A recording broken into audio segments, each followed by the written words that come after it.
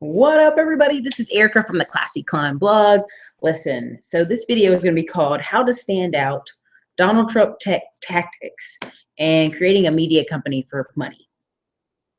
So I'm going to hit on these because this week I've kind of had some phone calls come in. I've had some consults this week, and it's kind of enjoying it because I realized that if you stand out, if you do just being you, just be yourself, and I know people get tired of me saying that, but if you just be yourself, and you're consistently putting that energy out there, that you're comfortable with who you are, you're embracing who you are, no one's going to defeat that, right? Like, you can't outbe someone else. I can't be Janet Jackson. I can't be Aaliyah. I can't be anybody else. I can only be Erica Williams. And so I'm consistently doing that and being that. And it's allowed me to get some phone calls this week. It's allowed me to have just some talks with people who are doing well in business and in life and just go, wow, like that person noticed what I'm doing. So the key to standing out for many reasons, and I'm gonna give some examples of other YouTubers I see right now, is fitness. You know, if you're consistent, if you're putting out quality stuff, you're interacting with people, it's there. The opportunity there, the money's there. You know, everybody's like, oh, the market's overcrowded. It's only overcrowded if you're trying to be somebody else. Be yourself, share your story. And the funny thing, the biggest and most successful YouTube channels are people who were fat and then got skinny. Not the person who was already nicely in shape and sharing you their daily vlog. It's the person who is having a transition and being a real person that makes all the money. So that's why I answer you guys' questions. That's why I do consults, because I'm like, I'm a real person. I want you to succeed. I want to succeed, and I want to see others like us succeed. So as far as the Donald Trump tactics, so many people are saying, Erica, just Donald Trump is, oh, he's so bad. He's so this. He's only playing to what people want to hear, right? Like if he's in a crowd and it's a rah, rah, rah, he's almost like ad-libbing. He's almost like a comedian. He's almost like a show host where he's just feeding off the vibes in those town hall meetings. Same could be said for Bernie Sanders. He was doing the same thing, playing off the energy of the people in the room at those town halls. Bernie Sanders had 60,000 people at his stadiums. It wasn't just Donald Trump packing out stadiums. It was Bernie Sanders as well. And a lot of that comes in being yourself and being a true standout. Why do people not like Hillary Clinton? They felt the fakeness. They felt this fake, I'm going to tell you whatever I need to tell you to get elected. I'm going to smile on your face and do whatever behind the scenes. I'm going to make money. You know, this, you know, the power of that Clintons forever was like just going. I mean, I even talked to Black people today. They're like, well, you know, the feel good 90s, Erica. I'm like, that was like 20 years ago. But like you got to move on. You got to have better days. And if you're serious, sitting here stuck in the past, talking about how great the past is, how great it was, and how great music is, and blah, blah, blah, like you can't move forward. You can't go forward. The past was. That's just not a way to live, and that's not a way I want to live. So another thing, him picking billionaires. I know everybody's upset. Oh my God, Erica, he's picking billionaires. It's a tragedy. But Washington is full of people who came to Washington broke, you know, kind of off the backs of their local town or city, kind of getting in good with the business people there. And then they become millionaires too. You think they became millionaires off that $100,000 salary? Of course not. There's kickbacks. There's things going on. There's corruption. If you're already a billionaire when you come to Washington, it's going to be hard to bribe you. It's going to be hard to convince you to do something unethical. It's going to be hard to kind of sway you because you already got your money. You're not in the dog hunt for the money at this point. You're just in the dog hunt for legacy. You're trying to see how far your legacy could go for your children. So one of the ladies they choose was for education. She's a billionaire, and she's basically saying, listen, we need more private schools. We need more homeschooling. We need more Christian private schools. We need more charter schools. And people are, oh my God, they're so upset with her. Well, what has happened is, before 1980s, more 1970s, schools were run by the state. The state checked on the schools. The state made sure your schools did what they were supposed to. The state made sure you had enough adequate food going to this school and that school. Many states did well. You know, it was based on neighborhoods, and your parents got involved because the school, you couldn't say the government was going to do the job. Your school might shut down if your parents didn't get involved, if your mom didn't send you to school with a lunch, if your school didn't have like the right amount of teachers and the right amount of influence. Like, it was based on budgets. Now it's just money coming from the federal government, and they're sending out these standardized tests that may not work in Alabama, that work like New York, that may not work in Texas, that may like work like California. You cannot run schools off of one state. And I don't agree with Texas making the school books for anybody. I don't even agree with them making the school books for Texas. So some of the tactics you're seeing and the people he's putting in place are people who are successful in life. Now, you may say, well, Erica, their family helped them get there. Their family helped them do this. But guess what? Even if your family gives you $1 billion, you can lose $1 billion. And we've seen people go bankrupt and lose it all.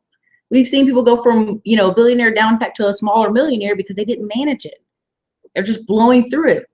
And the best example of that is NBA players, football players, people who are absolutely dirt poor, get a lot of money, and they can't manage it. They can't grow up here because it's mindset. It's a thought process. How will I get there? That's why you see so many people, like, I love the Forever 21 story. It's a couple, they come here to America, but they come to the most expensive city in 1984 was Los Angeles, California. And they worked 3 jobs. The husband worked 3 jobs, the wife worked 2. And on the 3rd year, they opened a store. And that store made $700,000. And now they're Forever 21. So it's all about the mindset. I tell people there's a video I have, I'll try to link it, but it's 5 ways to stand out in business and life. And honestly, standing out in business life is pretty easy. If you're honest, if you're open, if you're talking to people, if you're in shape, if you are caring about yourself, at least by minimum, all of a sudden you see a lot of people gravitate towards you because there's an energy there and a momentum there. If you're moving in life, you attract other movers. If you're trying to be 100% honest, you attract people who are being honest.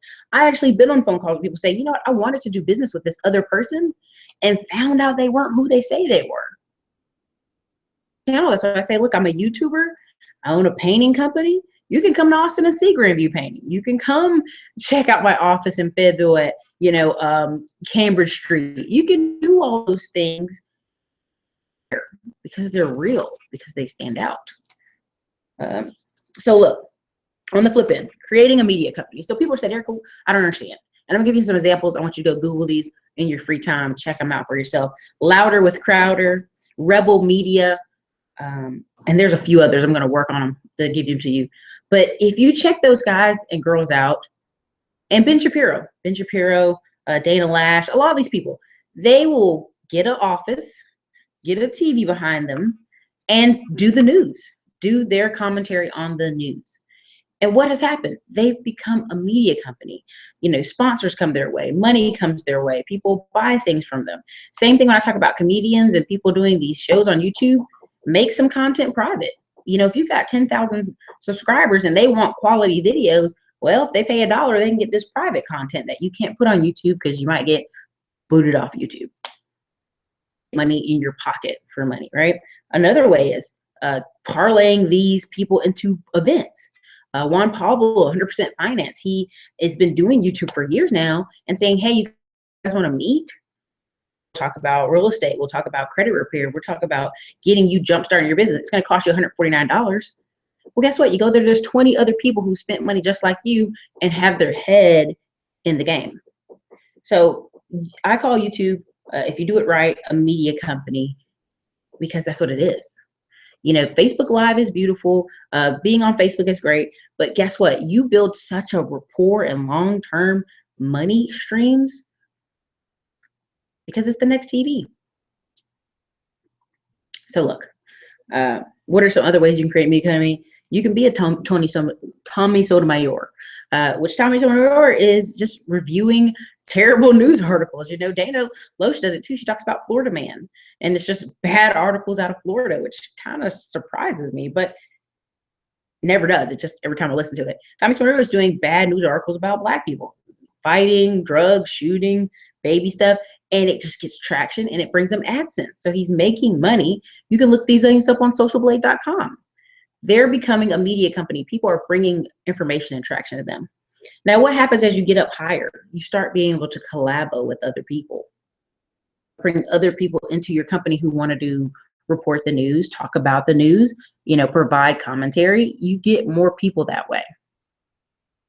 So, for me, why do I want to create a media company, or why am I kind of in the process doing a separate channel that talks about guns and news and whatnot, is because if you don't make the news, you follow junk news. And why do I say it's junk news? If every time you turn news, it's just showing you kids shooting each other and terror and crime and making you so afraid to leave your house, that's junk news. What the positive stuff that needs to be shared on Facebook, like I shared, people were kind of mad at me because I shared Fidel Castro. He offered Blacks and Latinos from low-income families in America free medical school and medical training in Cuba. You know, so far only 47 students have took him up on it. Being in hospitals as we speak have completely finished the training. But that's crazy, right? Like this guy, you know, that you're saying is terrible. He has the highest number of Black doctors. 99% of the people in the country can read. The United States right now is 86% of people can read. And I really think it's probably more towards 50% because we're talking about reading and comprehension. Why do you think YouTube videos have gone up so much? Why do you think tutorials have been so high for sale? Why do you think people are getting audiobooks left and right? Look at the paper, read it, and comprehend it. They need to listen to it and then listen to it again on tape. And that's what's happening for a lot of people, which is fine as long as you're getting the education, you're pushing stuff forward, because some people are dyslexic, some people have you know, vision issues. I get it. But as long as you're pushing yourself forward, that's how you stand out. That's how you grow. That's how you have a media company that makes business money. Because a lot of people who are going to be reporting the news are going to put their spin on it and put a book out. Dana Loesch, I'm killing her name, but she has Flyover Nation. She's been reporting because she's out of Missouri all these years talking about being ignored by Congress, being ignored by big lobbyists, being ignored by bigger name people. Gary Vee is he goes and has an office in Chattanooga, Tennessee. Why? So he can have his finger on the pulse of what's going on internally in America, not just New York, not just LA, not just London. And they tell us what we should think, the actual pulse. And that's what happened with Donald Trump and the polls and all the articles is they were reading Donald Trump from inside the Beltway, inside this place of DC, inside the spin of New York, how they could just never imagine somebody like him who's entertaining and kind of gregarious personality won all these states. They can't imagine it. They have no clue because their mindset was completely in this little bubble. Everybody, if you ever talk to people who live in big cities, they will drive their 8-mile radius in that big city and not go any further. You will talk to people from Dallas and Houston and ask them about another part of Dallas or Houston, and they go, well, that's 30 minutes on the other side of town. I don't even go over there. Well, how can you make money? How can you grow as a person? How can you get a new job? How can you do anything? Now, some people say, well, Erica, they ride the bus or something happened, they can't get over there. I get that. But when you have a car and you're perfectly able-bodied to drive across town for a better opportunity, that's your own fault. That's not the government. That's not your parents. That's your fault. I remember when I was in Birmingham, Alabama, I was in Hoover. Hoover is like very wealthy. It's got AT&T headquarters, Mercedes-Benz headquarters, BMW. All these people have these big factories down there. And people would live downtown Hoover and go, well, you know, I have to catch the bus and it takes 40 minutes to get down there. You're turning down a $40,000, $50,000 job or a $35,000 job that could allow you to get a car and drive quicker because it might catch the bus. It's costing you 40 minutes. That's crazy talk. I mean, but that's just how comfortable we are as Americans. We want to live right here and have our job be right there, and I don't have to move further. Well, that's not how people stand out. That's how you blend in, and that's how you have a really average, below average life. It may require you to do more. It may require you to work double. It may require you to work 2 jobs. It may require you to have a different life for 90 days to a year. So look, another way to stand out is blocking out people, spending significantly less time with people who, 1, don't listen to you, 2, don't support your dreams, 3, aren't being positive. If they're not being positive, if they're not being uplifting, if they're not saying, okay, you can do this, then they got to go. They just have to go. If people aren't on your team, and I always joke and say, if you're not on Team America, you can kick the bricks.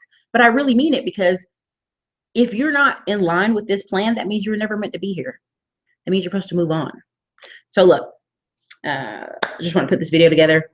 Nice short one. But look, Donald Trump his tactics work because they're true. They're close to who he is. He's an entertainer. He's a ad-libber. He can get in front of an audience and give these amazing speeches. and kind of feed off the people's vibe. He's an extrovert. I'm an extrovert. You know, if you're an energy extrovert, you go in a crowd of people and the energy's high, woo, you can ride that energy. If the energy's low, you kind of ride that energy too. And you might need a little focus. How to stand out? Listen, do what you do best and keep doing it. I've met people who said, you know what, everybody thought I could do this and go get a different job or go get a different degree. I just want to keep doing my thing. You know, Elliot Huss, it was 5 years before his Ask Elliot blew up. And then, you know, a few years later, he was tired of doing it, but he did it for 5 years before people said, whoa, and all this money and all this sponsorship and all these activities come in. Same thing with a lot of people you're seeing on YouTube. It's taken 3 to 5 years for them to get there. And when they do get there, sometimes their audience is left, sometimes they're older, sometimes they have all this new audience. It's a change. And you have to work on being yourself and being true, because that draws more people to you. Creating a media company, be serious, treat it out the gate as a media company. You know, whatever it is you do, report the news, make books, make magazines, whatever. It's your open world to do so. There's online magazines now, there's online publication, there's audiobooks, you can record your own audiobook. There's a lot of opportunity out there. Now, a lot of people are kind of, you know, making themselves the brand from their MLM and their direct marketing, direct sales, and the big name of that is Ray Higdon.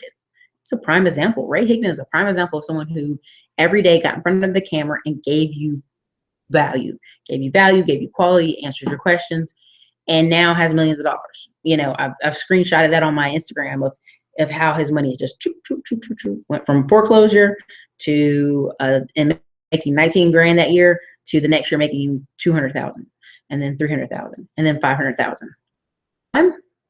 It's really doable. Won't happen overnight, but you got to make sure you stand out and it helps benefit you. So everybody, this is Erica, Classy Climb Blog. Soon you'll see the other channels. You guys have an awesome night.